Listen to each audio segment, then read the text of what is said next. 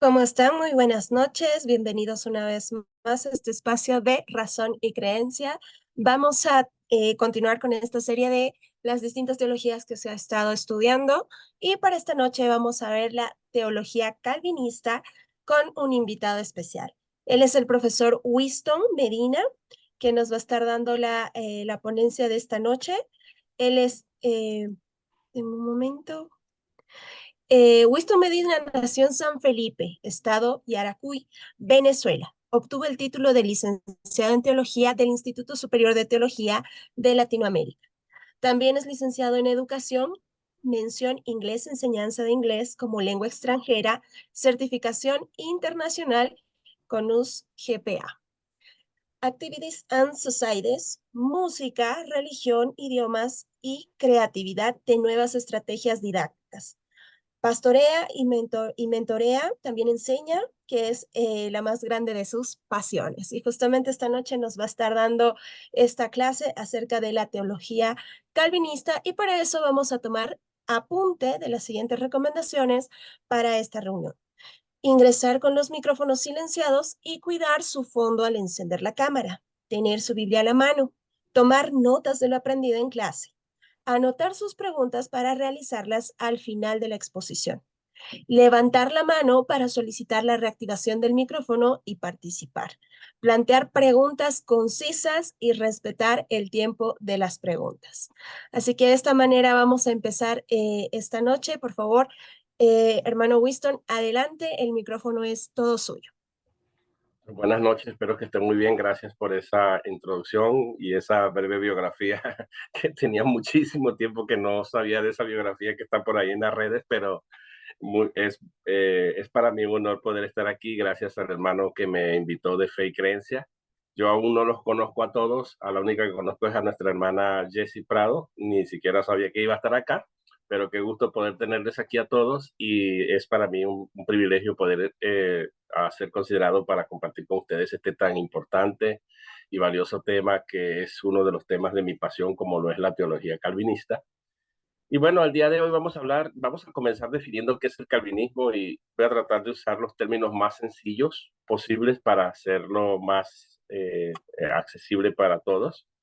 Y el calvinismo también es conocido dentro de la teología como las doctrinas de la gracia. Pero muy pocas personas se han puesto a pensar por qué se les conoce como las doctrinas de las doctrinas de la gracia. Eh, eh, Porque siempre se hace esa mención, pero nunca se explica por qué. Generalmente cuando hablamos del calvinismo, la gente lo primero en que piensa es en el tulip, como lo tenemos acá, pero no se ha puesto a analizar en cuál es la relación del tulip con con la gracia como tal. Entonces, por eso, el día de hoy voy a comenzar con esa idea. Aquí tenemos el tulip, que es el acróstico que todo el mundo conoce. Abajo, en rojo, a excepción del cuarto punto, vamos a encontrar lo que significa cada una de estas letras en este acróstico. La T significa total depravación o depravación total, pero a mí me gusta ver esta depravación total siguiendo el modelo del doctor Sergio Ruiz, que es un excelente expositor de las doctrinas de la gracia. Justamente él a este punto del calvinismo le llama total depravación. Voy a hablar de esto para luego hablar un poquito del antecedente. Total depravación o depravación total, perdón, a la depravación total, él la define como una gracia vivificante, porque esta parte o este punto del calvinismo lo que enseña es que el hombre está muerto en sus delitos y pecados, que el hombre es esclavo y necesita que Dios actúe, que Dios intervenga, que el Espíritu de Dios lo convenza de pecado, justicia y juicio, que Dios obre con una gracia especial y que le dé vida a este pecador para que este pecador pueda responder a Dios, pueda actuar, pueda tomar cualquier eh, eh, paso en dirección hacia la justificación. Entonces eso es muy importante que lo tomemos en cuenta. Así que cuando hablamos de depravación total, la palabra depravación hoy día suena fuerte, no en los tiempos de los remonstrantes, cuando este término se puso de moda, no era un término tan chocante, tan fuerte como hoy día lo es. Hablar de la depravación hoy día, hablar de depravación debido a todo lo que esto podría implicar, podría tener una connotación negativa. Sin embargo, la palabra depravación no es más que una manera simplificada de decir que el hombre está corrompido radicalmente, y cuando decimos que es total, hablamos específicamente de tres áreas. El área del intelecto, para razonar, para entender, y es increíble, y esto se puede demostrar muy fácil en este punto cuando uno va y lee las 13 cartas del apóstol Pablo. Yo me he quedado sorprendido. Una vez hice un estudio completo sobre por qué oraba el apóstol Pablo. Y una de las cosas que es muy recurrente en la oración del apóstol Pablo es para que nosotros podamos entender. Y estamos hablando de oraciones del apóstol Pablo para que los creyentes, los cristianos podamos entender. Y yo me hice la interrogante, ¿cómo es que Pablo tiene que orar para que nosotros podamos entender una cosa como lo es el amor de Dios? Por poner un ejemplo, una de esas cosas es para que nosotros podamos comprender las dimensiones del amor de Dios en Cristo Jesús, su altura, su anchura, su profundidad, o sea, todas las dimensiones del amor de Cristo. Y Pablo ora por eso en la carta a los Efesios, en la carta a los Colosenses, en todas estas epístolas del apóstol Pablo. Pablo está orando para que los creyentes tengamos comprensión, para que tengamos entendimiento, para que seamos iluminados, especialmente, dígame, la carta a los Colosenses, es increíble. Entonces, cuando uno se pone a analizar por qué ora Pablo, la pregunta que yo me hago es, ¿cómo es que un cristiano, un creyente que tiene el Espíritu de Dios, requiere de la oración intercesora de alguien más para que pueda ver, para que pueda entender, para que pueda comprender aún el amor de Dios hacia él? Aún eso. ¿Qué se puede decir de una persona inconversa que no tiene el Espíritu de Dios? Y es allí donde nosotros entramos a buscar todos los versículos de la Biblia, donde vamos a encontrar una gran cantidad de evidencia que dice que el hombre natural no percibe las cosas espirituales porque se han de percibir por medio del Espíritu Santo, a través del Espíritu de Dios. Y a veces uno dice, alguien hizo este argumento, bueno, pero es que el contexto de 2 Corintios 2:14 está hablándoles a cristianos inmaduros, está hablando de creyentes, creyendo que iba a refutar de esta manera o echar abajo la doctrina de la depravación total. Y lo que hizo fue agravar más el concepto. Y ahí le hice yo la pregunta a este pastor que trataba de refutar esta idea. Yo le dije, ok, concedo el beneficio de la duda. Vamos a decir que según a los Corintios está hablando de cristianos y no está hablando del hombre físico, del hombre natural, del hombre inconverso. Perfecto. La pregunta es, ¿cómo es que un cristiano que sin lugar a dudas tiene ya el Espíritu de Dios no percibe las cosas espirituales porque se tienen que discernir con el Espíritu Santo con el cual él cuenta, y un inconverso que no tiene el Espíritu de Dios, él, que es hombre, o sea, usted dice, este no es el hombre natural, pero sabemos que es un hombre inconverso, que no tiene el Espíritu de Dios, este sí va a ser capaz de entender el Evangelio, que es un mensaje de naturaleza espiritual? Esto agrava más el asunto, porque si los cristianos inmaduros tenemos el problema, aún teniendo el Espíritu de Dios, para comprender, para percibir las cosas de Dios y para recibirlas, porque en el griego tiene esas dos ideas, ¿cómo es que un inconverso sí podría? Esto agrava más el asunto y probaría más la depravación total, porque no estamos exentos de esta realidad de lo que es la depravación total. Es allí donde nosotros necesitamos entender que Dios tiene que convencernos, y la palabra convencer, el Espíritu de Dios nos convence de pecado, justicia y juicio. La idea de convencer en el griego es demostrarme evidencias de las que yo no puedo argumentar en contra. Estoy persuadido, y la razón por la que soy persuadido es porque se me demuestra que soy culpable ante las pruebas evidentes y abrumadoras de las que el Espíritu Santo me hace consciente, y reconozco que soy pecador, que estoy bajo la justicia de Dios si le rechazara, o bajo el juicio de Dios. Por eso es pecado, justicia y juicio. Que puedo salir de allí, de esa persuasión del Espíritu Santo, justificado, o puedo estar puedo estar en juicio, caer bajo el juicio de Dios. Y por eso nosotros entendemos esa relación tan importante de que esa obra que comienza el Espíritu de Dios no puede obrar para fallar. Él obra y apunta para tener éxito. Él no fracasa. Y allí es donde entra esta teología de la gracia. El hombre necesita la intervención de Dios, pero cuando Dios interviene, interviene para tener éxito. Dios no hace acciones erradas ni equivocadas. Y este es el punto, esto es un punto muy importante. Entonces, estamos afectados en nuestro entendimiento, estamos afectados en nuestros afectos. Dice la Biblia que nosotros le amamos porque Él nos amó primero. Yo, si no soy objeto del amor de Dios, que es derramado en nosotros abundantemente, nosotros no podríamos mirar a Dios con amor. Por eso cuando viene un predicador, cuando vemos a un cristiano evangélico, cuando vemos a alguien con una Biblia o un tratado o un grupo de evangelistas en la calle, si lo vemos que vienen por una acera y nosotros vamos por esa misma acera, nos vamos por el otro lado para evadir. Huye el impío sin que nadie le persiga. El hombre huye porque estamos en oscuridad, huimos de la luz, no queremos nada con Dios, no tenemos simpatía por Dios, no tenemos afecto por Dios, no amamos a Dios, amamos al mundo, amamos los placeres, amamos el vicio, amamos el pecado, nos complacemos en ellos, amamos las vulgaridades, nos deleitamos en eso, nos deleitamos en el mundo bajo. Y es dentro de este contexto de no tener ningún afecto por Dios, que Dios me muestra su amor en que siendo yo pecador, Cristo muere por mí. Y entonces yo comprendo eso por la obra del Evangelio, el mensaje del Evangelio, que es el que me anima a que yo pueda sentir afecto por Dios y creer y quiero. Cuando uno ve los casos de conversión en el Nuevo Testamento, uno se da cuenta que después de la obra del Espíritu de Dios en ellos, veamos por ejemplo Hechos capítulo 2, estoy hablando así por encima, ¿no? ¿Verdad? Por encimita. En Hechos capítulo 2, del versículo 35 en adelante, cuando Pedro está hablando el día de Pentecostés a una multitud de prosélitos y judíos que estaban allí celebrando el Pentecostés, después de ese derramamiento del Espíritu Santo, Pedro toma la palabra y después que Pedro está hablando, a medida que habla, él es interrumpido por la multitud que sintió que fue compungida en el corazón. En el griego la idea es pasiva, ellos fueron objeto de algo que ocurrió en su corazón, como que si un punzón o una aguja o un clavo les traspasó el corazón, ese es más o menos el sentido del griego, estamos hablando metafóricamente, pero ellos sienten algo. Y entonces la pregunta no se los espera, ¿qué debemos hacer?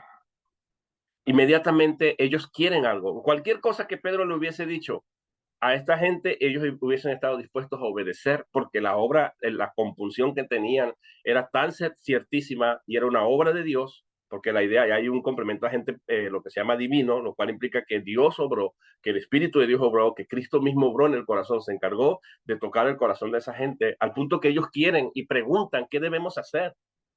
Y Pedro le dicen arrepiéntanse y los invita a que se bauticen, a que formen parte de la comunidad de pacto, porque para ellos es la promesa, para sus hijos y para los que están cerca, para los que están lejos y para aquellos a los que el Señor llamare. Eso quiere decir que el Señor los había llamado a ellos, que el Señor había hecho un llamado efectivo y había producido en ellos el deseo de saber qué era lo que tenían que hacer. De lo contrario, estaban ahí escuchando simplemente, esta gente estaban criticando a los apóstoles cuando el Espíritu de Dios vino, estaban en oposición hasta que cuando hubo esta obra de Dios, ellos inmediatamente sintieron esa compunción y quieren hacer algo, están dispuestos a obedecer, están dispuestos a hacer algo por la obra de Dios que transformó el corazón de ellos y hubo un afecto. Lo mismo podemos decir de Lidia, una muchacha que estaba por allá, una mujer que estaba por allá a la orilla de un río. Pablo anda en uno de esos viajes misioneros. Dios abre el corazón de Lidia y entonces esto hace que luego se funde la iglesia de Filipo, y no voy a entrar en todos los detalles, pero quiero hablarles de cómo es que ella luego dice, si hayáis juzgado bien, si ustedes juzgan que yo soy una mujer de Dios o que Dios está conmigo, palabras más, palabras menos, y se lleva al apóstol Pablo y a su compañero a su casa y se funda una iglesia allá. Increíblemente la obra del Espíritu de Dios. El carcelero de Filipo, a veces vemos Hechos 16 y lo vemos aislado de toda la narrativa, cuando en realidad Dios le había mostrado una visión al apóstol Pablo que veía un varón macedonio, que es ese mismo carcelero de Filipo, que decía, ayúdanos en ese sueño, socórrenos, ayúdanos, en plural. Y Pablo comienza un recorrido misionero, se levanta y trata de irse por un lado, Dios se lo prohíbe, se va por otro lado, Dios lo devuelve y Dios se encamina, Dios guía, Dios se vuelve prácticamente el GPS del apóstol Pablo y lo orienta. Y cuando Pablo quiere desviarse hacia ciertos lugares, Dios se lo impide, lo reorienta y lo envía hacia allá. Y fue cuando tuvo justamente esta experiencia que conoció a esta mujer de esta Lidia, que Dios le abrió el corazón y continuó hasta que llegó a Macedonia. Y justamente luego de la conversión de esta mujer, Pablo es metido en la cárcel, juntamente con Sina, en la peor cárcel, en la cárcel del más adentro, y estando allá, pues el apóstol Pablo canta himnos, no se queja, alaba a Dios y los presos le escuchaban. Ahí estaba este centurión, pero vean que Dios lo había guiado hacia este varón macedonio y de repente los cimientos de la cárcel se conmueven estos cimientos y este hombre, Pablo y Silas, salen libres y este hombre está asustado y pregunta, ¿qué debo hacer para ser salvo? Y fíjense, ¿qué debo hacer? O sea, está dispuesto a hacer cualquier cosa, algo ha pasado. en este muchacho. Ha escuchado los himnos, Dios ha guiado al apóstol Pablo, nada es incidental, todo tiene un plan de Dios. Y el apóstol Pablo les dice, creen en el Señor Jesucristo. Y miren la convicción del apóstol Pablo. Ya había visto la visión que él, no solamente la ayuda la necesitaba él, porque en la visión él veía en plural a este varón diciendo, ayúdanos, plural. No dijo, ayúdame, por eso, si no Pablo le hubiese dicho, creen en el Señor Jesucristo, será salvo tú. Pero dice, ayúdanos. Sabía que era una salvación que estaba dispuesta para él y su familia. Cree en el Señor Jesucristo tú y toda tu casa. Dios utilizó el milagro de la cárcel, Dios utilizó los incidentes que ocurrieron alrededor para animar la fe en este hombre, para animar el deseo de este hombre, y guió a Pablo hasta este hombre. No fue un asunto producto de la casualidad, sino que Dios viene guiando al apóstol Pablo y a Silas para que llegue hasta este lugar y este joven, este hombre llegue a la conversión juntamente con su familia. Esto es increíble, pero lo que quiero decirles es que todos estos casos de conversión muestran claramente que Dios obra primero, que Dios antecede a cualquier acto de nosotros, a cualquier deseo de nosotros. Mientras antes éramos hostiles y no comprendíamos, no queríamos nada, no teníamos afecto. Jesús le dijo a sus propios judíos, a sus propios congéneres, a los judíos, a los fariseos, ustedes no quieren venir a mí para que tengan vida, no quieren. Sus afectos están afectados. Dice el apóstol Pablo en Romanos capítulo 8, si mal no recuerdo el versículo 14, dice que los designios de la carne no se sujetan a la ley de Dios. Pero dice Pablo que ese es el hecho, no se sujeta a la ley de Dios. Pero luego también la posibilidad va a decir, pero tampoco puede. O sea, no se sujeta, pero tampoco puede. O sea, no hay manera de que un hombre natural se sujete a la ley de Dios y tampoco puede sujetarse. Si nosotros como cristianos tenemos problemas para obedecer a Dios y sujetarnos y poder hacerlo exitosamente, estamos procurando serle agradables, ¿cuánto más una persona inconversa que no conoce nada de Dios puede obedecer un mandamiento sin que Dios anteceda y obre primeramente? Y esto es lo que es la teología reformada en este punto. Nuestros afectos, nuestras emociones, nuestros sentimientos hacia Dios no se inclinan, más bien tenemos repulsión. Y el hombre tiene esa depravación en esa área del intelecto para comprender de los afectos, pero también su voluntad, el querer. De nuevo, la voluntad está ligado a los afectos, a las emociones, al querer, al poder tomar una decisión. El hombre no puede tomar una decisión a menos que Dios obre primeramente y Dios le mueva la voluntad. Y esto es una teología consistente que es histórica muchos círculos cristianos, incluyendo el catolicismo, que cree que Dios tiene que mover la voluntad y el hombre no se puede mover hacia la justificación si Dios no antecede, si la gracia no le acompaña. Esto ha sido siempre una fe histórica de la iglesia, solo que tiene matices distintos, pero prácticamente por depravación total queremos decir que el hombre no comprende, que el hombre no ama a Dios, no puede amarle por cuenta propia y que el hombre no puede decidir por Dios, al menos que una obra de Dios de convicción en la que el Espíritu Santo nos persuade de cuán pecadores somos, de cuánto necesitamos de Dios, de cuán débiles y frágiles somos, que nosotros podemos sentir esa necesidad de Dios y estar dispuestos a hacer lo que sea y decidir lo que sea después que Dios obra. Eso es porque el Espíritu de Dios ha obrado y nos ha dado vida y nos ha vivificado, nos ha alentado para que nosotros podamos movernos en dirección hacia lo que es la voluntad de Dios, hacia lo que es hacer la voluntad de Dios o querer hacer la voluntad de Dios prácticamente.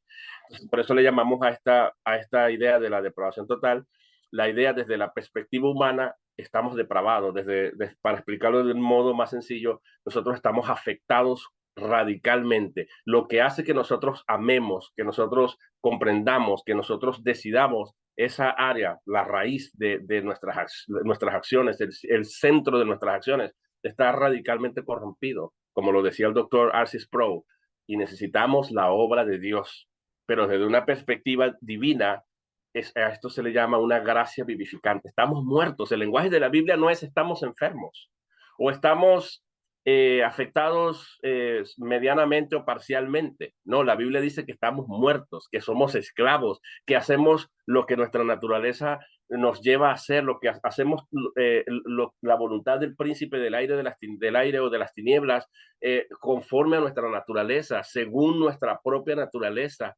O sea que sí realmente hay mucha base bíblica para entender que el hombre se inclina hacia el pecado continuamente y ese es un problema que tenemos y por eso necesitamos que Dios nos persuade. Y si esto no fuera verdad, ¿por qué el Espíritu Santo tendría que convencernos?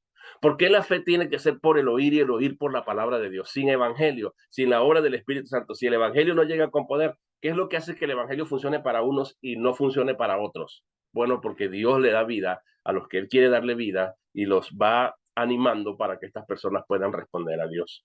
El segundo punto es la elección incondicional.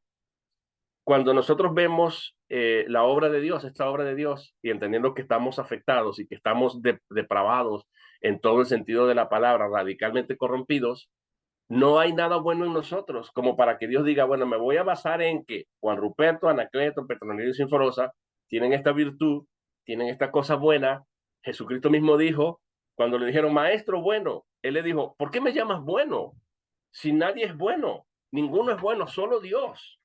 Claro, eso no excluye a Cristo de que Cristo sea bueno, pero como Cristo sabe que esta persona no sabe quién es él, Cristo le hace entender cómo es que tú llamas a un hombre bueno. No hay un hombre bueno. Cristo dice que el árbol malo no puede dar buenos frutos. El hombre es malo y como el hombre es malo, entonces su fruto va a ser malo, sus obras van a ser malas. El hombre no puede, no hay nada bueno en el hombre como para que Dios diga, bueno, debido a que en ti hay esta virtud, hay esta cosa buena y tú eres radicalmente bueno porque uno hace lo que uno es. Y aquí hay que entender esto. Nosotros no somos pecadores porque pecamos. No. Nosotros somos pecadores, nosotros pecamos porque somos pecadores. No es nosotros pecamos y después de pecar es que somos pecadores. No, nosotros somos pecadores, nosotros hacemos el pecado o cometemos pecados o pecamos porque ya somos pecadores radicalmente. Ontológicamente, desde el punto de vista del ser, desde el punto de vista cualitativo, por decirlo de alguna manera, si se puede de ese modo. Por naturaleza somos ya, estamos enfermos, no estamos enfermos, estamos muertos en nuestros delitos y pecados y lo que nos tiene muertos son justamente nuestros delitos y pecados.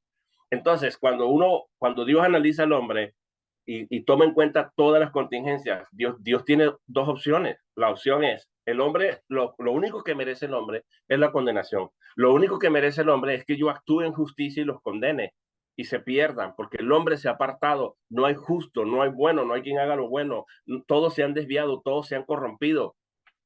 O sea, la Biblia describe al hombre monstruosamente muerto, apartado de Dios, desviado, hostil, y todo eso es lenguaje bíblico y que el hombre es prácticamente inalterable en su naturaleza, no se puede cambiar, no se puede transformar, venimos corrompidos y hemos heredado la culpa de Adán. Y esto hace que nosotros por naturaleza hagamos la voluntad del príncipe de las tinieblas. Y eso lo dice la Biblia en Efesios capítulo 2. Entonces, cuando Dios tiene que considerar, en realidad Dios no le debe un chance a nadie. Dios tiene la opción de decir, bueno, como el hombre está corrompido, como el hombre está realmente es pecador y está privado de la gloria de Dios por cuanto todos pecaron, están destituidos de la gloria de Dios, Dios tendría la opción de decir todo el mundo condenado. Pero ahí es donde Dios dice, bueno, de la misma masa, que están en el mismo estado, en la misma condición, de la misma masa, va a decir el apóstol Pablo en Romanos capítulo 9, de esa misma masa va a tomar vasos de honra, va a elegirse un pueblo para sí, y la otra masa la va a dejar como instrumentos de ira, para dejar lugar a su ira, porque Dios es amor, pero también es fuego consumidor, porque en Dios hay atributos que demuestran quién es Dios. Dios no es solamente, si Dios solamente condena a todos, porque es una opción que Dios tendría es condenarlos a todos, pues Dios estaría deshaciendo de su atributo de amor, de justicia, perdón, de misericordia, de gracia, que están acompañados al carácter del ser de Dios como Dios es amor. Pero Dios también es santidad, Dios también es justicia. Pudiera actuar en justicia y santidad y decir, consumo a todos, pero que no se puede deshacer, no se puede negar a sí mismo. Él también tiene atributos de amor, de gracia, de misericordia, que están ligados a toda esta benevolencia y beneficencia de Dios. Entonces Dios dice, bueno, con mi gracia le muestro misericordia a un grupo de la misma masa que no la merecen. Y ahí es donde uno puede entender la gracia. Uno entiende la gracia cuando realmente yo estoy en la misma condición que los demás y que lo que merezco es la condición y que Dios no es deudor de mí, yo soy deudor de Dios. Yo le debo a Dios por mis pecados el que yo sea condenado. Lo que yo merezco es la condenación. pero Dios se inclina a mí con misericordia, a algunos con misericordia, y les da misericordia, y a otros les da justicia con su ira, que es lo que dice Romanos capítulo 9. Dios no está siendo injusto en este caso, porque todos merecemos la condenación, y el hecho de que trate a algunos de una forma desigual, con misericordia, gracia, eso implica que Dios nos está mostrando su amor, y que va en concordancia con sus atributos de misericordia, y se puede entender lo que es la gracia. La gracia es favor no merecido. Yo no merezco nada, yo estoy en la misma condición que el otro. Yo, si merezco algo, es palo, y aquí hay que hacer una distinción entre gracia y misericordia. Con la misericordia, Dios no nos da como merecemos la condenación, merecemos el castigo de Dios, merecemos que seamos consumidos, pero con la gracia, Dios nos da lo que no merecemos. Y en esta disyuntiva de justicia y santidad y gracia, amor, misericordia y gracia, Dios a algunos les muestra amor, misericordia y gracia, y a otros simplemente los deja en su estado y los castiga. Y en esto consiste la elección. La elección es un trato, como lo definía Tomás de Aquino, y me gusta esta definición, un trato desigual a personas que están en igualdad de condiciones. Estamos en igualdad de condiciones en cuanto a que todos merecemos la condenación de Dios. Pero Dios, tomando en cuenta sus atributos y su gracia soberana, por eso le llamamos esto gracia soberana, Dios dice, bueno, yo no tengo que salvar a ninguno de acá, pero no me puedo negar. Soberanamente, entonces, de la misma masa, voy a hacerme un pueblo para mí. Y entonces aquí donde entra el tema de la predestinación. A los que antes conoció, hay un propósito. Dios ve a Cristo y lo ve glorificado, rodeado de sus hermanos, tomando la preeminencia y la autoridad y la grandeza por encima de sus hermanos. Romanos 8, 28, 29 al 30. Y va a decir, porque a los que antes conoció, también los predestinó. ¿Los predestinó para qué? Fíjense, para que sea formada en ellos la imagen de su Hijo, y para que el Hijo sea el primogénito de entre muchos hermanos, o sea, tenga la preeminencia, la autoridad. Ese es el propósito final, la glorificación del Hijo. Tomando a Cristo como referencia, a los que antes conoció también los predestinó para ser conformados, para que sean hechos conformes a la imagen de Dios, para que el Hijo sea el primogénito entre muchos hermanos. Y luego va a decir, y a los que predestinó, a estos también los llama en la esfera tiempo y espacio, un llamamiento eficaz. Y es eficaz este llamamiento, ahí tenemos que entrar en la última parte, pero ahora vamos allá de aquí un ratito. Dios los llama, y cuando los llama los encuentra en una condición, de nuevo, condición de pecado. Por eso la elección es incondicional. Nos encuentra tan podridos, vueltos una piltrafa, vueltos completamente corrompidos, que Dios dice, Señor pecador convicto y confeso, usted merece la condenación. Te estoy llamando, pero lo que me encuentro es lo peor. Y ahí es donde entra, a los que antes llamó, a esto los justificó. Y a los que justificó, ¿por qué los tiene que justificar? Justificar significa declarar justos, porque no están en un estado de justicia, porque no hay nada bueno en ellos. Entonces, desde esa perspectiva, la elección es incondicional, la predestinación es incondicional. Entonces, Dios a los que justifica los glorifica. Y uno ve esa cadena de oro irrompible y no se puede cambiar el orden. A los que conoció es el mismo grupo al que Dios va a glorificar, de principio a fin. El mismo grupo, no falta ni uno, ni se suma ni se resta ni uno solo. El número perfecto que Dios conoció, a ese número Dios lo va a predestinar, y ese número Dios en esfera de tiempo y espacio lo va a llamar, y cuando lo llame lo va a encontrar en una condición depravada, de injusticia, y Dios los tiene que declarar justo al mismo grupo, y a ese mismo grupo Dios lo va a glorificar. Es el mismo grupo, es una cadena irrompible. Ahora, desde una perspectiva divina, esto es gracia soberana, porque Dios no nos debe nada a nosotros. Dios no es deudor de nosotros. Dios lo hace como un acto libre de su voluntad. No hay nada en nosotros que cause, que llame la atención de Dios, que diga, bueno, como yo veo que Winston es bueno, o veo que él va a decidir por mí, o veo esta virtud, hay algo bueno en él, hay una simiente buena en él. No, no hay nada. No encuentra nada. Lo que merecemos es la justicia de Dios, lo que merecemos es el palo de Dios, el castigo de Dios. Pero Dios obra soberanamente escogiendo a algunos para salvación, y a otros los deja en su pecado y les da lo que realmente merecen.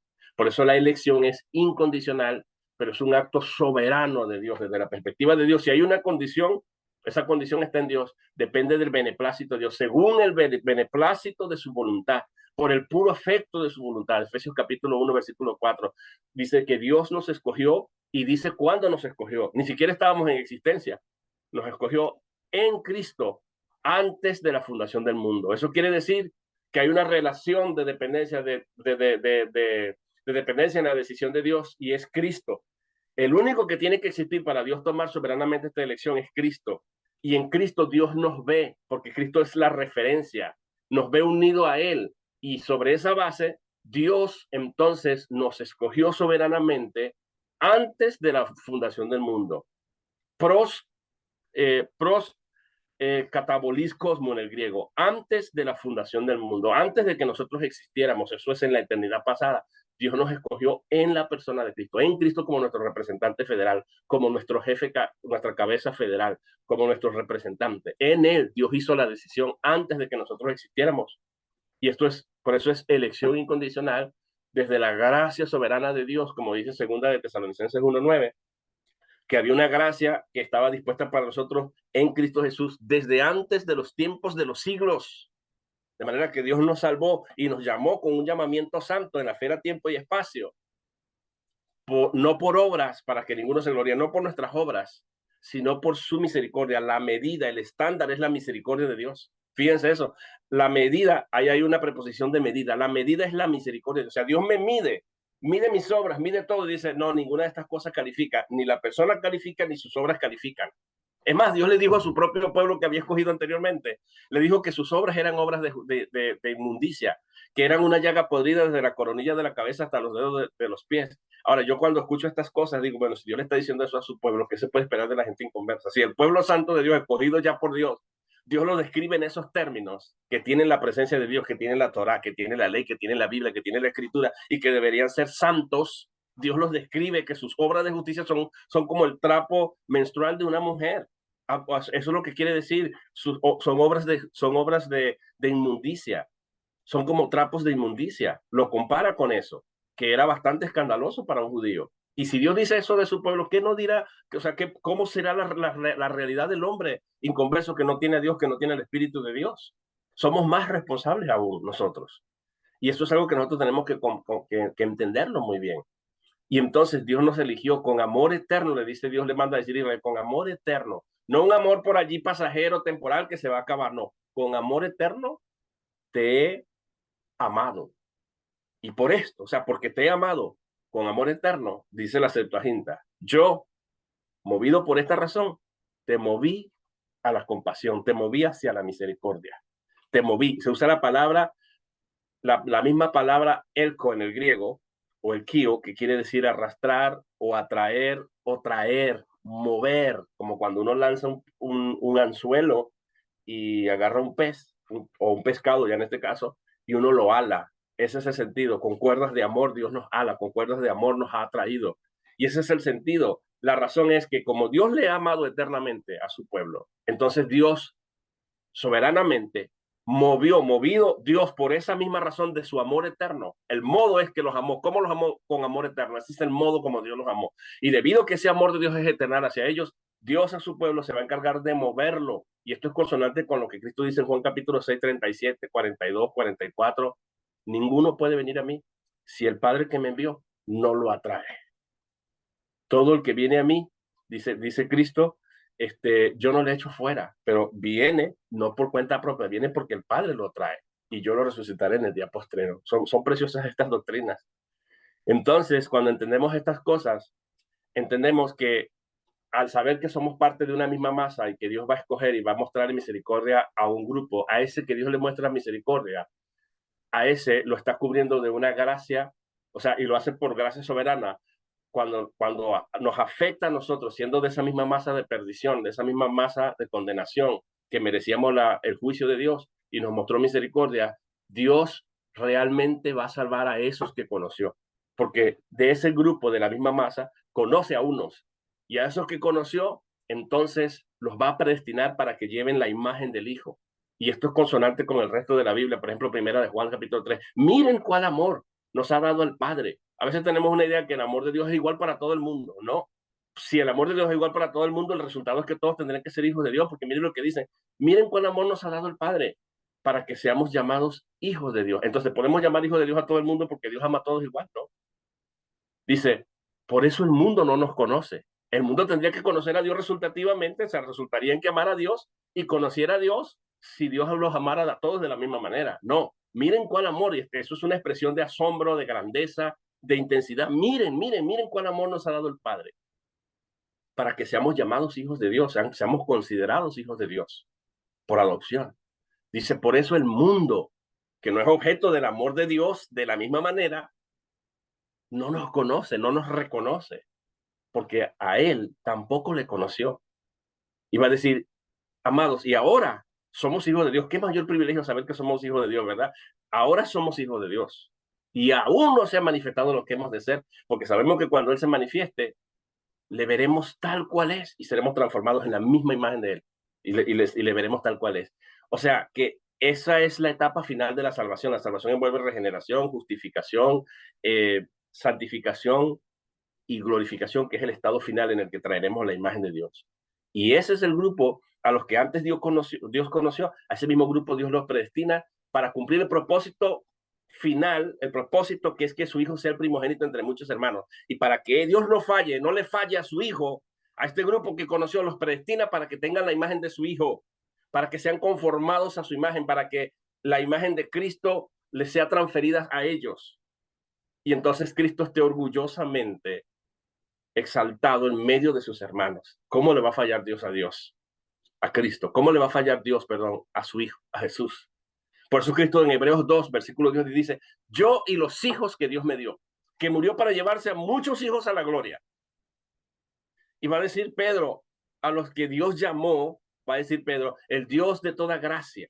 Fíjense la gracia, el Dios de toda gracia que nos llamó a su gloria eterna, después de que hayáis padecido un poco de tiempo. Va a decir, los va a perfeccionar. En el griego son verbos futuros indicativos. Los perfeccionará, los afirmará, los fortalecerá y los establecerá. Increíble. Es increíble la obra de Dios porque Dios no va a hacer un paso errado. Si Él te llamó con su gracia, Él va a perfeccionarte, afirmarte, fortalecerte y establecerte. La gracia es una gracia salvadora, no es una gracia que está intentando salvarte, no es una gracia que está tratando de hacer posible la salvación para ti. Él no es simplemente una mera provisión que está allí para que tú con tu libre albedrío decidas y esto. No, no, no, no. Tú eres objeto del conocimiento de Dios. Si eres objeto del conocimiento de Dios, tienes garantizada la glorificación. Y para llegar a la glorificación, Dios tiene que predestinarte para que lleves la imagen de su Hijo. Y a ese mismo grupo, en el griego hay lo que se llama un pleonasmo enfático. Al mismo grupo que conoció, a ese mismo grupo predestinó. Y a ese mismo grupo, sin faltar ninguno ni agregar ninguno, a ese mismo grupo que predestinó, a ese mismo grupo lo llamó. Eso es un llamamiento eficaz porque ya Dios ha tomado dos acciones. Todas esas acciones las realiza Dios. Te conoció, te predestinó. No dice que conoció cuán bueno tú eras, o lo bueno que tú ibas a hacer, o que ibas a decidir, o que ibas a creer en Él. Eso no dice. Lo que dice es que tú fuiste conocido por Dios, que Dios te conoció. De hecho, Pablo alguna vez en Gálatas se iba a decir, habiendo nosotros conocidos a Dios, o más bien, él se autocorrige, siendo conocidos por Dios. Si tú eres objeto del conocimiento de Dios, o sea, si Dios te conoce a ti, ten seguridad que tú serás glorificado. Porque a los que Dios conoció, a esos predestinó, y a esos que predestinó aquí en la tierra, en la esfera, tiempo y espacio, los va a llamar. Y ese llamamiento no va a fallar porque Dios ya tomó la primera acción de conocerte, tomó la segunda acción de predestinarte y ya vio a su hijo glorificado, teniendo la primogenitura en medio de esos hermanos entre los cuales estás tú, siendo él el primogénito entre muchos hermanos, entre los cuales estás tú. Y como ya Dios vio ese resultado, procede entonces a llamarte. Ese llamamiento es eficaz. Ese ya sería el cuarto punto. Ese llamamiento es eficaz. Y entonces, después que te llama, te encuentra en esa condición deplorable, como ya hemos dicho, te justifica y tienes garantizada la glorificación. Por eso la gracia es una gracia que salva, es una gracia salvífica, es una gracia salvadora, no es una gracia que está intentando, que hace posible la salvación, que es potencial, que es contingente a la voluntad del hombre, que es contingente al libre albedrío del hombre, que puede frustrar el plan de Dios, que puede frustrar y echar abajo el que Dios te conoció, el que Dios te predestinó. Aunque te conocí, te predestiné, entonces echo por fuera todo. Aunque te elegí, no, ahora ya te dejo de elegir, ya me retracto de mi elección. Dios no se retracta. Sus decisiones son firmes. Dios es soberano y va actuando y lo que se propone hacer lo hace y nadie detiene su mano. Ese es el punto acá. Entonces la expiación, cuando nosotros hablamos de la expiación limitada, hablamos de que de la misma masa Dios agarra uno, está limitada porque, de hecho, el libro de Apocalipsis termina diciendo que con su sangre nos ha redimido de todo linaje, pueblo, nación, lengua. O sea, ahí hay una idea partitiva, una idea de que se extrae de una masa un grupo que es redimido con la sangre. No es que todos son redimidos, pero estos no aprovecharon, no, sino con su sangre, que es un instrumento de redención, nos ha redimido de toda nación, pueblo, lengua y tribu.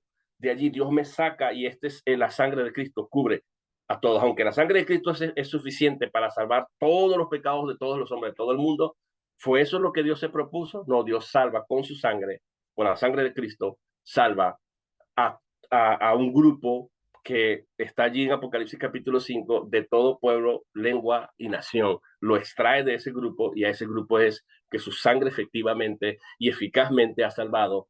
Y por eso nosotros entendemos que esto es una expiación que está limitada, porque si estuviera ilimitada y dependiera de la libertad humana, no tendrían sentido todos esos pasajes. Desde el mismo momento en que la palabra predestinación está en la Biblia, desde el mismo momento en que la palabra elección está en la Biblia, y que esto se atribuyen a acciones de Dios.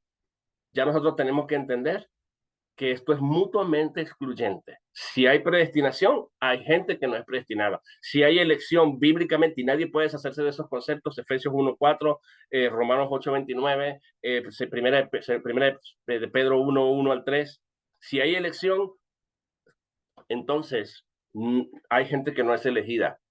Segunda de Tesalonicenses 1, creo que 2:13, también 1:5, todos estos textos que hablan de la elección de Dios es una evidencia muy clara de que si hay elección, si hay predestinación, quedan excluidos los que no son elegidos, los que no son predestinados, aquellos que no son vistos con una gracia eterna desde antes de los tiempos de los siglos, razón por la cual no son llamados con llamamientos santos para ser salvos. Y es muy claro esto en la Biblia. Y luego tenemos la gracia irresistible. ¿Qué es la gracia irresistible? Justamente porque ese grupo que Dios conoció y lo predestinó, Dios procede a llamarle. La gracia irresistible es lo mismo que es lo mismo que nosotros llamamos el llamamiento eficaz. El Dios, cuando Dios llama, llama con gracia. Por eso dice el Dios de toda gracia, que los llamó. Cuando Dios nos llama, este es un llamamiento interno, no es el llamamiento general. Se llama a todos con el Evangelio. Pero el Evangelio hace que cuando se predica el Evangelio, Dios se encarga de llamar individualmente y personalmente, porque esta acción la está realizando Dios al individuo que él, de la masa de pudrición, consideró mostrarle misericordia. Y por eso va a decir, a los que antes conoció también los predestinó, pero a esos que predestinó, a ese mismo grupo, Dios los llamó. Dios no puede fallar porque ya ha hecho dos acciones, como se los dije anteriormente cuando me adelantaba un poco a este punto. Y como Dios ya conoció y ya Dios efectivamente predestinó y ya vio a su Hijo glorificado en medio de sus hermanos, entonces Dios va a proceder a llamar. Y es lo que Cristo dice, que todos los que el Padre me da van a venir a mí. El Padre, el Padre va a nosotros somos el don de Dios para su Hijo. Dios, dice Cristo, yo y los hijos que Dios me dio. Hebreos capítulo 2:10. Yo y los hijos que Dios me dio. Entonces, nosotros somos una dádiva, un regalo de Dios para su Hijo. Y venimos eficazmente, venimos efectivamente, porque las acciones de Dios ya están antecedidas. Fuimos conocidos, fuimos objeto del conocimiento de Dios. Es un conocimiento activo en el que Dios está eligiendo. Fuimos predestinados para que el Hijo sea glorificado, sea el primogénito entre muchos hermanos. Entonces Dios procede a llamar. ¿Cómo es que Dios va a fallar en el tercer punto? Si son 5 acciones de Dios: conocer, predestinar, llamar. Ah, no, en el llamamiento ahí es contingente. No, el llamamiento está ligado al conocimiento, está ligado a la predestinación, y el llamamiento lo hace Dios mismo.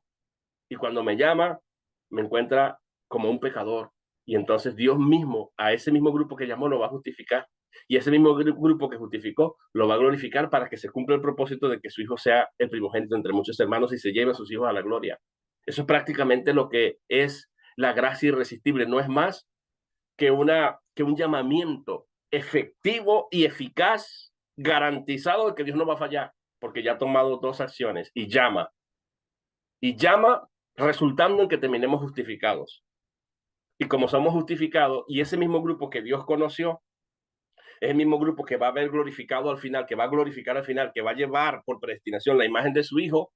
La perseverancia de esos que Dios conoció, que Dios predestinó, que Dios llamó y que Dios justificó, está garantizada. A eso le llamamos que cuando nosotros somos llamados por Dios y somos justificados, entonces somos objetos de una gracia eterna. Dios nos capacita por medio de sus promesas, por medio de los medios, por medio de las ordenanzas, o si ustedes quieren, como ustedes quieran, la iglesia, o algunos le llaman sacramentos, la Santa Cena, el bautismo, algunos le van a llamar ordenanza, no importa cómo usted le llame, el punto es que todos esos son medios de gracia por medio de los cuales Dios garantiza nuestra perseverancia, las promesas, las advertencias. Con las promesas Dios nos anima, hey, sigue adelante. Cuando estoy derrumbado, que no quiero más, como que digo, no, ya como que no quiero esto, es probable que yo tenga mis luchas, mis batallas. Perseverancia no es sinónimo de impecabilidad, de que no peco, no, yo sigo pecando. Si decimos que no tenemos pecado, nos engañamos nosotros mismos y hacemos a Dios mentiroso. Dios es veraz y todo hombre es mentiroso. Le fallamos a Dios continuamente, fracasamos continuamente en nuestro intento. Sin embargo, somos objeto de una gracia eterna que nos lleva a perseverar, y Dios se ha encargado de codificar y garantizar esa perseverancia por medio de las promesas que me animan, que me dicen, me echan porra, me estimulan hacia adelante, me da fuerza Dios, la fuerza viene de Dios, todo lo puedo en Cristo que me fortalece, y me levanto, aunque me caiga, vuelvo a avanzar, sigo y continúo mi camino, porque estoy animado por lo que Dios promete, porque tengo la mirada en Cristo, porque tengo la mirada en el galardón, porque Dios me promete grandes cosas, más de 5,000, 6,000 promesas hay en la Biblia, y entonces cuando yo veo esas promesas, es un medio que Dios utiliza para animarme a ir hacia adelante. Y cuando me quiero torcer, ir por un lado, veo las advertencias de Dios, cuidado, te va a pasar esto, te va a pasar aquello, te va a pasar aquello, ey, ey, ey, mira que yo a mis hijos los amo y los corrijo a los que yo amo.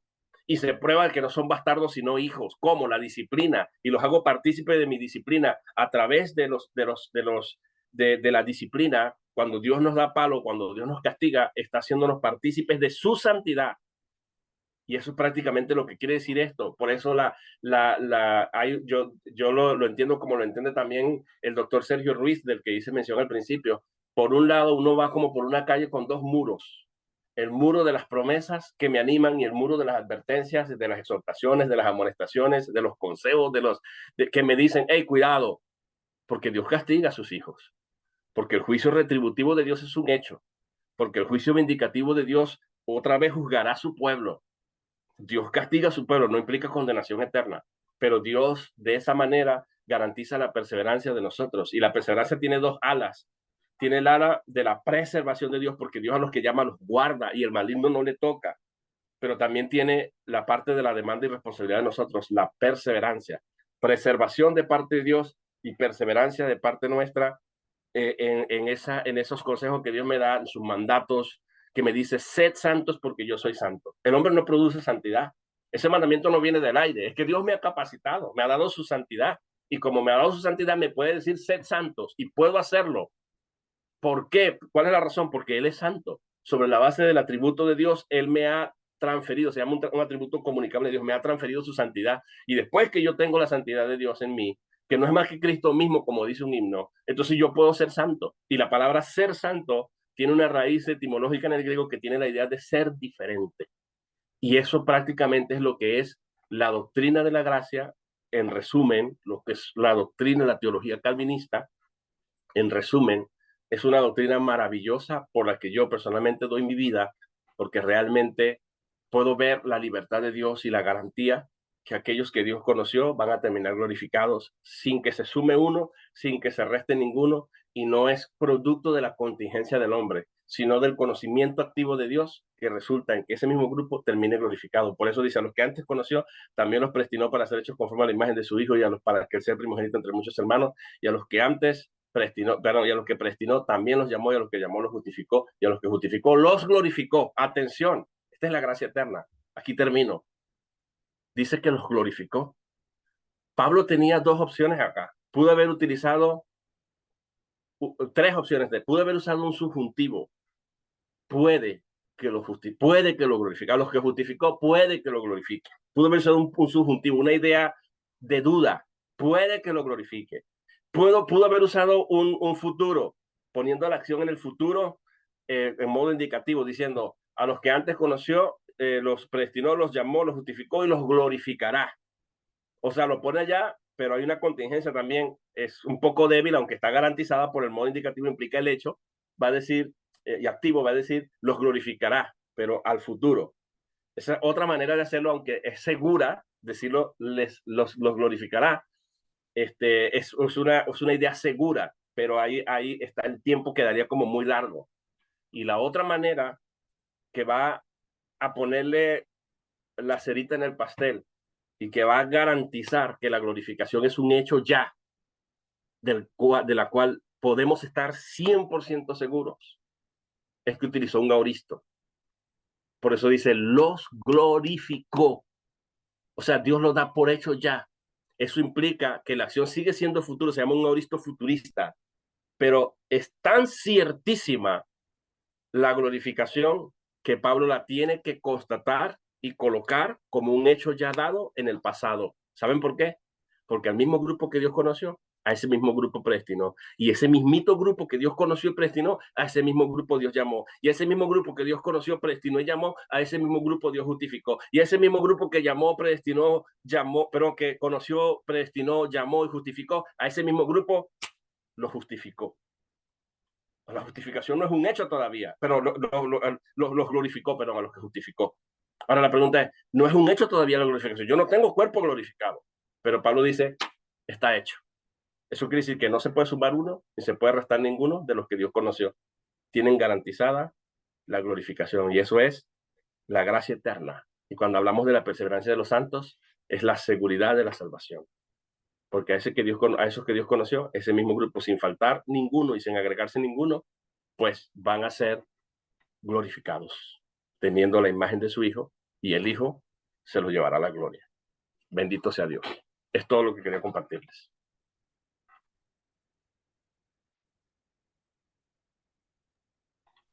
Muy bien, muchas gracias, hermano.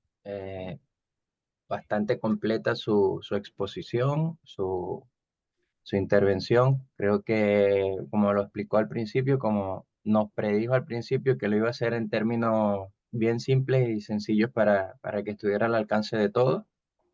Y bueno, vamos a pasar ahora entonces a a la sesión de preguntas y respuestas, si es que alguno tiene preguntas para hacer. Y voy un momentito acá. No sé si te puede dejar de compartir la pantalla para poner la galería de todos los hermanos.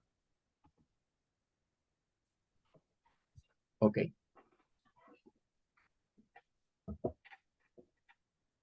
No sé si Jesse va a llevar las preguntas o lo hago yo.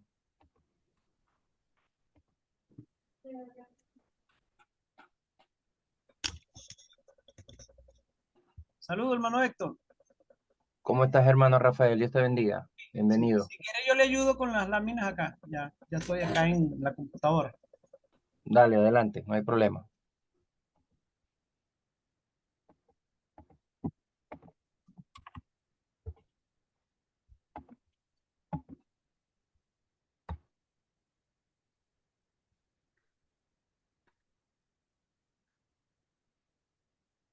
Bueno, está abierta el espacio para las preguntas y respuestas. Si alguien tiene alguna duda, alguna inquietud. Yo tengo una pregunta, hermano. Precisamente ayer escuchaba un material del hermano Sugel Michelén. Eh, Desconozco si él es reformado, calvinista, calvinista bautista. Ahí todavía hay temas que yo no tengo bien claros, pero la esencia es que manejan como principio general lo que son las doctrinas de la gracia. Y él era un poco más ambicioso y me parece interesante su propuesta porque él dice que, número uno, se caricaturiza el asunto del calvinismo al establecer solamente el tema de los 5 puntos. Entonces ahí entramos al asunto de que si son de 4 puntos, que si son de 5 puntos, que si son calvinistas puros, que si son calvinistas moderados, X, ¿no? Esos son variaciones de la postura. Y él era más ambicioso en el sentido de que decía, nosotros tenemos más de 200 puntos que se resumen en los diferentes concilios, cánones. Estoy usando la palabra concilio de forma genérica, pues, pero dando a entender de que son reuniones que se han hecho con el paso del tiempo, donde está el sínodo de Dort, el canon de cánones del sínodo de Dort, están las confesiones de Westminster, la Confesión Bautista de Londres, etcétera, etcétera. Entonces él amplía el rango. A todas estas, cuando él hace esa ampliación, y aquí viene la pregunta, toda esta ampliación, donde él dice que tenemos más de 200 puntos, al fin y al cabo, si hiciéramos una delimitación, todas vienen a apuntar a los mismos 5 puntos, o hay algo más que se debería considerar cuando alguno u otro quiere hacer este tipo de ejercicios. Es una muy buena pregunta. Eh, sí, el calvinismo es mucho más que 5 puntos, en eso tiene razón Suger Michelin. Nosotros generalmente, aunque yo no soy confesionista, los verdaderos calvinistas confesionistas, ellos toman por lo menos tres obras que son para ellos magisteriales, como lo es los cánones de Dort, la Confesión de Fe de Westminster, Catecismo Mayor, Catecismo Menor, y el Catecismo de Heidelberg. Por lo menos esos tres son claves para ellos. Hay otras confesiones que se han derivado de allí, pero son prácticamente la información magisterial de ellos, ¿no? Lo que pasa es que el calvinismo, ¿cómo les digo? Está la teología del pacto, la teología pactual, y actualmente hay calvinistas que son bautistas y los bautistas no son pactuales. Entonces tenemos bautistas moderados. La teología pactual propone el bautismo de infantes, que es el paidobautismo, pero tienen una muy buena base teológica, argumentativa desde la Biblia, desde la teología pactual, que es lo que los lleva a ellos a ser paidobautistas. Y el bautista es como más explícito, más literalista con la Biblia, quiere algo explícito y por eso como que rechaza o vamos rechazando la teología del paidobautismo. Entonces vamos viendo las confesiones, vamos comprobándolo, vamos haciendo el mismo ejercicio que hicieron los reformadores, de ir probando con el árbitro que es la Biblia lo que sea más explícito, y nos vamos quedando con aquello que la Biblia va respondiendo de una manera clara, por inferencia o explícita, y entonces nos vamos quedando y vamos haciendo como un filtro en este principio de Semper Reformanda, y ahí vamos a tener una variación de diferentes tipos de calvinistas. Sin embargo, lo que tú dices, la obra magisterial, o sea, de maestros que ejerció esta gente en el sínodo de Dort fue increíble, porque pudieron articular toda la teología de fondo que había en 5 puntos, de forma resumida, porque fueron una respuesta reactiva, una reacción a un grupo de los que fueron los primeros arminianos, seguidores de Arminio, que también era un calvinista. Si se quiere, no podemos decir de 5 puntos porque no estaban articulados los 5 puntos, pero era alguien pactual, creía en bautismo infantil y todo. El punto es que estos remonstrantes, que lo que significa es protestantes, protestan dentro del protestantismo, remonstrantes, se habían articulado 5 artículos para resumir la teología de Arminio, o por lo menos lo que ellos inferían de lo que Arminio estaba enseñando. Son llamados al sínodo para que den cuenta, y ellos presentan estos 5 artículos, y la reforma, con un montón de teólogos, los reformadores que eran de teología pactual, no a la forma de los remonstrantes, dan una respuesta, reaccionan y van desmontando estos 5 puntos. Eh, Prácticamente nosotros le debemos a los remonstrantes, a los arminianos originales, la idea de haber resumido toda la teología en 5 puntos, pero no se centra allí nada más. Lo que pasa es que después que uno ve todo esto, ahí viene el punto de cómo debe verse la eclesiología, el gobierno, el punto incluso escatológico, porque generalmente son amileniales. Se ve un montón de cosas que están ligados a todo esto, que lo que se busca en la teología calvinista reformada es hacerle sentido al Antiguo Testamento con el Nuevo Testamento, y no lo vemos como un Antiguo y un Nuevo Testamento, sino como una sola unidad en la que Dios viene tratando a través de diferentes pactos, y no es que vemos una distinción entre Israel y los gentiles o la iglesia, sino que somos una continuidad, que somos el Israel de Dios, y todas esas cosas están allí. Pero en resumen, se puede decir que esos 5 puntos son un resumen muy, muy maravilloso de lo que son las doctrinas de la gracia, porque enfatizan el aspecto soteriológico. Excelente, hermano, muchas gracias. Ahí creo, no sé si me lo permite, creo que hay una pregunta que se desprende inmediata y viene eh, de lo que fue el conflicto con Arminio y que sin embargo me lleva a la pregunta que yo siempre tengo la duda y quiero hacérsela a usted porque es un representante serio, pues. No significa entonces que aunque hayan diferencias soteriológicas entre los dos sistemas, no significa que, a ver, sé que fuera de la academia y fuera de la misericordia hay de todo y entonces unos se catalogan con otros, pero desde el punto de vista ya más serio y del conocimiento, ni, por lo menos en este caso del calvinismo, no ve como un hereje al arminiano, o sí, o como una persona que no es salva, o como una persona que está, no sé, cerca de la debacle teológica. ¿Cómo lo ve usted? Bueno, si vamos al punto de las confesiones, los cánones de Dort, me parece haber leído que ellos catalogan a los arminianos de herejes, porque estaban bien molestos con los remonstrantes, ¿no? Entonces, o entran acá o son herejes. Tenían ese tipo de afirmaciones. Pero yo pienso que desde un punto de vista teológico y bíblico, siendo bíblicos, nuestros hermanos son nuestros hermanos en la fe y simplemente es un asunto de perspectiva de cómo se ve la salvación, cómo se ve la participación de Dios o nosotros en nuestra participación con Dios. Y yo no me atrevería a decir que una persona que ha puesto genuinamente su fe en Cristo, que es lo que realmente nos une, es un hereje. Yo creo que eso es una declaración bastante, y les digo que hay sus grupos calvinistas bastante radicales que son confesionistas y van a decir, no, son herejes, son herejes. Yo no me atrevería a decir que son herejes por eso. Pienso que es una manera cosmológica, pero cosmológica, no, una cosmovisión de cómo interpretar estos aspectos de la soteriología en las que también hay misterios, porque no se puede negar que no todas las respuestas están allí. eh, yo no llegaría a tanto, ¿no? Y eso yo lo entendí porque muchas veces yo buscaba debatir mucho a los arminianos en mi fiebre, a los inicios de mi aparición en YouTube, debatía mucho con hermanos arminianos, y yo los refutaba y trataba de ridiculizar sus argumentos o lo que sea, hasta que llega un punto de comprensión de decir, no, pero es que son mis hermanos, creen en Cristo, son gente de oración, son gente que buscan a Dios, son gente que buscan encontrar un sentido a la palabra de Dios. De manera que yo no me atrevería a catalogarlos de herejes. Para mí son mis hermanos en Cristo, sea que seas arminiano, que seas wesleyano, que seas miraldiano.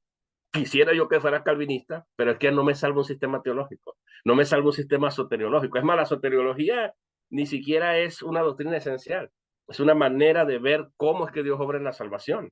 Entonces, cuando tú entiendes esto, que no es una doctrina esencial, que no es un sistema, que no me salva un sistema teológico, sino que me salva mi fe en Jesucristo, y que quien pone la fe en Jesucristo, tenemos que ser consistentes, lo hace no por obra propia, no por cuenta propia, sino porque una obra de Dios ha ocurrido. ¿Cómo yo voy a negar la obra de Dios en ese hermano? Y hay que ser consistentes. Y no por nada Pablo decía el misterio de la salvación, ¿no? O sea, es algo que siempre va a tener. Y lo otro que ser humilde en el sentido de que intentar entender a Dios a su totalidad es reducir a un Dios que cabe en nuestro cerebro y eso es inconcebible. Así es. Melvin, por favor. Gracias, mi hermano Héctor. Bueno, profesor, excelente ponencia. Lo felicito por el manejo del tema. Se echa de ver que lo domina muy bien, profesor. Bueno, mi hermano, tengo dos preguntas. Una que generalmente siempre sale a relucir, pero me gustaría que usted me diera su opinión al respecto. Cuando este sistema de esta corriente calvinista enseña que que nadie puede buscar a Cristo o nadie busca de Dios. ¿Cómo podríamos responder, mi hermano, esta cantidad de sectas o de religiones, hinduismo, musulmanismo, entre otras, mi hermano, que de alguna manera erróneamente tratan de, no sé, agradar a Dios o tener o tienen la creencia de buscar de Dios? Esa sería mi primer pregunta.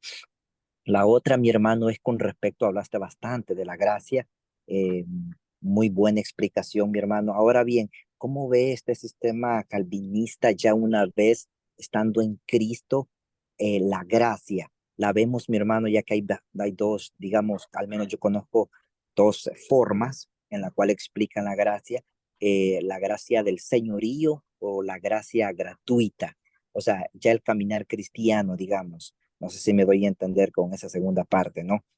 Cómo lo define o cómo lo entiende esta corriente, mi hermano. Si ya debemos de abrazar la gracia del señorío de Cristo o la gracia gratuita, o algunos le llaman apresivamente la gracia barata, ¿no? Bueno, profesor, esas serían mis dos preguntas. Muchas gracias. Sí, mira, el tema de si el hombre puede buscar a Dios, yo creo que Dios ha puesto en el hombre, aquí hay que entender algo de la revelación de Dios. Dios se ha dado a conocer y hay diferentes niveles de conocimiento. Está la revelación general de Dios a través de la creación, a través de la cosa, a través de las cosas que se ven, su eterno poder y deidad se hacen claramente visibles.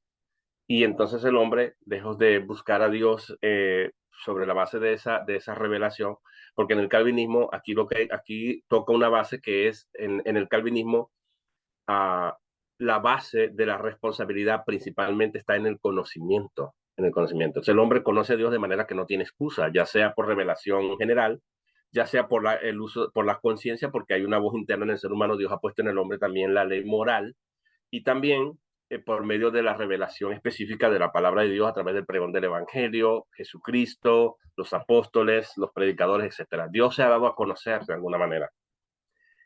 Esto hace que el hombre tenga una inclinación de reinterpretar o de interpretar esa revelación que Dios tiene, y busca sus propios caminos.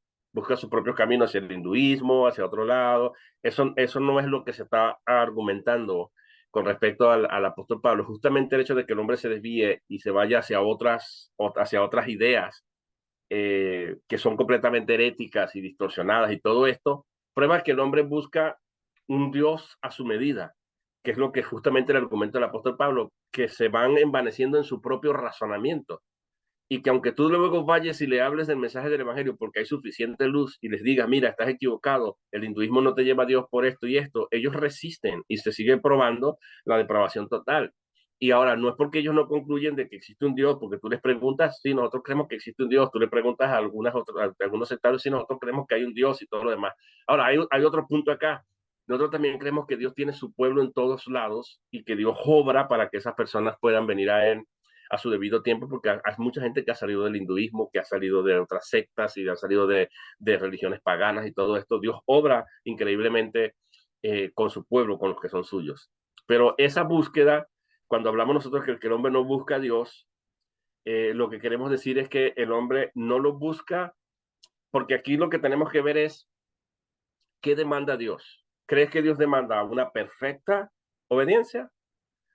Vamos a ponerlo así, una poca obediencia, perfección, una mediana perfección, una casi perfección o una perfección absoluta de obediencia? Obviamente que Dios tiene que demandar una perfecta obediencia. Y ahí es donde el hombre se queda corto. Nos vamos quedando cortos. De hecho, la palabra están destituidos, tiene la idea de quedarse corto. Uno trata de llegarle, pero queda destituido, queda corto de llegarle a donde Dios quiere que lleguemos. Entonces, yo puedo tener medianamente obediencia, pero no le voy a hacer, nunca voy a llegar a la obediencia perfecta, y esto va tocando un poco a la segunda pregunta. Entonces, Dios demanda una obediencia perfecta, y es donde entra la teología de la doble imputación, de la sustitución penal, que es donde nosotros podemos ver que si fuera por mí, en mis méritos o en mi participación, simplemente yo no me podría salvar, porque la demanda de Dios es absoluta, no es poca, mediana o casi, tiene que ser perfecta, tiene que ser completa. Entonces, en ese sentido, el hombre no puede buscar a Dios. No, cuando decimos que no busca a Dios, es que no llega al estándar de Dios, a la demanda de Dios, no satisface la demanda de Dios. Por mucho que lo intente, va a fracasar una y otra vez, y por cuenta propia no puede. Requiere de la ayuda necesaria del Espíritu de Dios para que el hombre pueda satisfactoriamente cumplir, y lo cumple no en los méritos de él, sino en los méritos de Cristo. ¿Ves? Por eso dice que fuimos escogidos en Cristo. Cristo es nuestro representante. Cristo es la causa meritoria, que se puede entender esto incluso desde la gramática como causa meritoria, como medio, como Incluso Cristo habla, el autor a los Hebreos va a decir en el capítulo 7, si mal no me equivoco, que él tiene poder para salvar. Él puede salvar perpetuamente a los que por medio de él mismo, de él, se acercan a Dios. No es el que se acerca a la manera como él quiera, es que se acerquen por medio de él. O sea, hay una obra de intervención de Cristo mediadora para que llegue a Dios. Y esto llegamos al tema entonces del señorío, de la teología de la gracia por señorío. Entiendo que ellos lo que tratan de resaltar es el elemento de la fidelidad nuestra a Dios. Ven una relación de Cristo como Señor y Dios demanda fidelidad, y que la fe no es solamente un acto que me salva, sino un proceso de obediencia, y prácticamente se tiende a colocar la justificación final. Esto va más con la teología de la nueva perspectiva de Pablo, y también con la idea de los católicos romanos. El calvinismo no tendría problema con eso porque tenemos la teología de la perseverancia de los santos. Todos los sistemas vamos a resaltar el sistema de la idea de la perseverancia de los santos. ¿Sabe cuál es la diferencia? Que para todos los demás sistemas no es segura, no es ciertísima. Para nosotros los calvinistas es necesaria, las demandas de Dios son serias. Dios quiere que su pueblo le obedezca, que el hombre sea fiel, que el cristiano sea fiel a él. Es serio, Dios cuando habla en serio. Entonces nosotros entendemos que efectivamente el hombre va a obedecer. La diferencia con el calvinismo sería, es necesaria la perseverancia, sí es necesaria. Es necesaria, y ahí entra por perseverancia entendemos fidelidad, lealtad, todo lo que se pueda, que tenga que ver esa relación de señorío y subordinados. El problema está en si esto es ciertísimo. Ahí es donde nos vamos a diferenciar. Si esta obediencia es cierta, si esta perseverancia es cierta, el punto es que no tiene que ser no tiene que ser una obediencia perfecta, pero sí lo intentamos. Dice Pedro, procuramos serle agradables a él. Porque aunque yo no lo logre, recuerda que yo lo hago por los méritos de Cristo.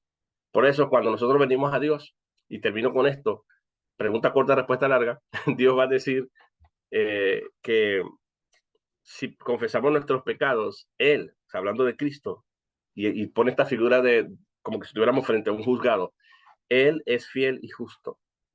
Oye, qué raro que diga que Él es fiel y justo. Es como que, te lo pongo así, como que si yo voy ante un juez y vengo con todas las evidencias en mi contra de que soy un criminal, y tengo mi abogado ahí, que en este caso es Cristo. Llego allí ante el juez y le digo, aquí estoy yo, y el juez saca toda la evidencia, fotografías, videos y todo, que demuestran que yo soy culpable. Y le dice al abogado, ahora participa tú y dime cómo podría defenderse este muchacho. Y dice Cristo, bueno, yo tengo una solución para su problema. Efectivamente es un pecador, efectivamente es culpable, efectivamente ha fallado una y otra vez. Pero ¿sabes una cosa? Yo soy fiel y soy justo. Pero es que yo no te estoy juzgando a ti. Yo quiero saber si él es fiel y si él es justo. Y ya está demostrado que no lo es. Ahí es donde entendemos que él es fiel y justo. Es el atributo de Cristo adquirido y ontológico, porque lo es, fiel y justo, es tanto ontológico como adquirido, demostrado en su obediencia. Es lo que hace que él sea el mejor abogado que se para ante Dios, y cuando Dios demanda, hey, este falló, este pecó, este es culpable, Cristo dice, yo soy fiel y soy justo. O sea, mira ese a través de mí. En ese sentido, Cristo es mediador entre Dios y los hombres. Y entonces eso demuestra que está resuelto mi problema. Y eso es como yo lo veo.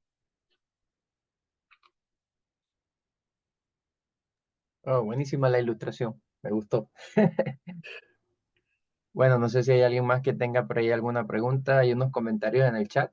Dios le bendiga. ¿Alguna vez ha pensado que no forma parte de los predestinados? Oh, una pregunta para usted. Fíjate que sí.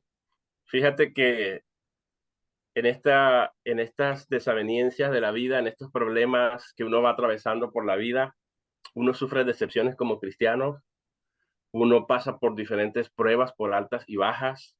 Yo vengo de una vida en la que yo fui rechazado por mi padre, regalado por mi madre, fui hijo adoptivo con extranjeros, me tocó aprender un idioma que no era el mío, me tocó estar en medio de un ambiente religioso que yo no me había planeado, pasé por todos mis padecimientos de niño, producto de todo tipo de abusos, y cuando estoy en Cristo, uno viene con una expectativa de llegar a Cristo y encontrar dentro de la iglesia un ideal de que todo el mundo va a tener el mismo comportamiento que uno esperaría de lo que estábamos hablando ahorita, de un verdadero cristiano al estilo Cristo, que sea un seguidor de Cristo, y uno sufre decepciones de pastores, de hermanos, de gente incluso cercana a uno, que van decepcionando a uno y que uno los conoció dentro de un contexto de iglesia. Y llega un momento en que yo le he dicho a Dios, Señor, yo no quiero ser cristiano. Y he querido, y lo he intentado, y digo, no, no quiero nada contigo, Señor. Renuncio, no quiero hacer más nada. Pero aún cuando yo quiero eso, siento dentro de mí una llama muy fuerte que no me deja, una intensa voz de Dios que por más que yo quisiera, no me atormentaría. Y eso yo creo que es porque la simiente de Dios está dentro de los que Dios llama. Y aunque uno quisiera, uno no puede. Yo incluso he tratado de renegar a mi fe, he querido irme a otro lado y en poco tiempo Dios mismo trabaja conmigo en mi corazón y me dice, estás cometiendo una locura. Dios trabaja con los que son suyos, estamos marcados y somos regenerados por la simiente que es incorruptible y esta es viva y eficaz. Y no podría, porque la Biblia casi que me la sé de memoria y no sé cómo Dios le hace. Pero siempre que yo he intentado decir, no, no quiero nada, no quiero nada, me quiero ir, no quiero ser parte de tu pueblo, no quiero nada, aunque tempranamente no tenía esta idea de que predestinado, no conocía mucho de estas cosas, pero yo, después que conocí estas doctrinas por las cuales doy mi vida, es que entiendo el por qué no me puedo ir. Aunque yo quisiera huir e irme, esa simiente que está de Dios, no sé cómo Dios le hace, pero pasa la Biblia desde el Génesis hasta Apocalipsis por mi cabeza, aun cuando yo digo, no quiero nada, quiero irme, quiero perderme. En fracciones de tiempo limitado que yo digo, no sé cómo hace Dios para recordarme toda su palabra, porque como que si se me dibujara la Biblia en la cabeza, cuando he querido irle y lo que caigo es de rodillas a decirle, Señor, me ganaste, Señor, fuiste, como dijo Jeremías, que esto no es un asunto mío nada más. El mismo Jeremías en un momento dijo que, o sea, que él no quería hacer la obra de Dios, que quería irse, que no quería más nada con Dios. Y que dice que fuiste más fuerte que yo, me sedujiste. Dios tiene sus maneras, sus modos de acercarse a nosotros, seducirnos con su palabra, atraernos con su cuerda de amor, hacernos ver lo torpe y lo tonto que somos creyendo que podemos escapar de Él. Estamos custodiados en la mano de Él y nadie nos arrebata de la mano de Dios por más que queramos. Aunque ese sentimiento esté allí, Dios no nos suelta. Es como yo lo veo. Amén. Algo similar a lo que comenta el hermano Edgar Pacheco cuando cuenta su testimonio también, ¿no? Hizo todos los esfuerzos por alejarse de Dios, pero Dios siempre se mantuvo ahí al ladito de él. Amén. Interesante. Bueno, creo yo que estamos bien. Tengo entendido que sí, este es un comentario. Y alguien compartió Romanos 8:4 para que la justicia de la ley se cumpliese en nosotros, que no andamos conforme a la carne, sino conforme al Espíritu. Amén. Así es. Bueno, hermano, por nuestra parte estamos bien agradecidos de su participación, de haber tenido la disposición de acompañar aquí a Razón y Creencia. Sabe que somos un ministerio de muchas partes donde todos nos conocemos, pero ninguno vivimos al lado del otro y ahí hacemos el mejor esfuerzo para estar equipando a los hermanos de la iglesia y traerles contenido teológico que de verdad les ayude a complementar sus estudios personales de la Biblia y para Amén. que podamos crecer en gracia y en conocimiento de Dios y bueno, y también ante los hombres, ¿no? Y avisarle a los hermanos que la próxima conferencia que vamos a tener es la que estamos presentando acá, Lutero frente al humanismo, que es el jueves 22 de agosto. Aparten la fecha y manténganse atentos allí, que es lo que se viene ahora en Razón y Creencia, además de las otras actividades que siempre se están informando por los diferentes grupos de WhatsApp. Ahí están las otras actividades que también están en el proceso de desarrollo. Y sin más nada que decir, darles las gracias a todos por la participación, muchas bendiciones. O recordarles seguir al profesor Wisdom, que les pusimos las redes sociales allí en el chat. Para quienes no lo vieron, pueden subir un poquito ahí en el chat y ahí lo van a conseguir. Está en Facebook y está en YouTube. Y bueno, también invitarles a que puedan seguir las páginas de Razón y Creencia, que es el aporte más preciso que puedan darnos a nosotros como ministerio y como servidores del Señor. No tengo más nada que decir, Melvin. No sé si quieres cerrar con algo más. No, mi hermano, solamente darle gracias a los hermanos que se conectaron, al profesor que tuvo la gentileza de venir con nosotros, a ti, mi hermano, por estar siempre ahí pendiente, y le pediría al profesor Winston que si nos puede despedir, mi hermano, con una oración para que este conocimiento que nos dio, pues pueda permear nuestro corazón, nuestra mente y podamos vivir siempre bajo la voluntad de Dios. Por favor, profesor. Absolutamente. Bueno, vamos a orar. Padre eterno, damos gracias por la gran oportunidad que nos das o nos diste de haber podido escuchar estas doctrinas que vienen de las páginas de la Biblia, Señor. Te pido, Padre eterno, Señor, que así como el apóstol Pablo oraba por comprensión, por entendimiento, para que podamos ver más allá de lo que nuestros ojos naturales pueden ver, nuestra comprensión natural puede ver, Señor. Estamos hablando de tu palabra, Señor. Ella es profunda, pero ella es también una espada, Señor, como una espada de doble filo que traspasa hasta llegar a lo más recóndito de nosotros y revelar las verdaderas intenciones dentro de nuestros corazones, Señor. No buscamos engrandecimientos ni reconocimientos de los hombres, Señor. Buscamos agradarte a ti, Señor. Buscamos que tu palabra nos transforme, nos convierta cada vez más, Señor, en el tipo de gente que tú quieres que nosotros seamos, Señor. Sé, Padre eterno, Señor, que no es fácil la obediencia, pero cuando obedecemos no lo hacemos en nuestra fuerza, no lo hacemos en nuestro esfuerzo, lo hacemos porque tú multiplicas las fuerzas de aquel que no tiene ninguna, Señor.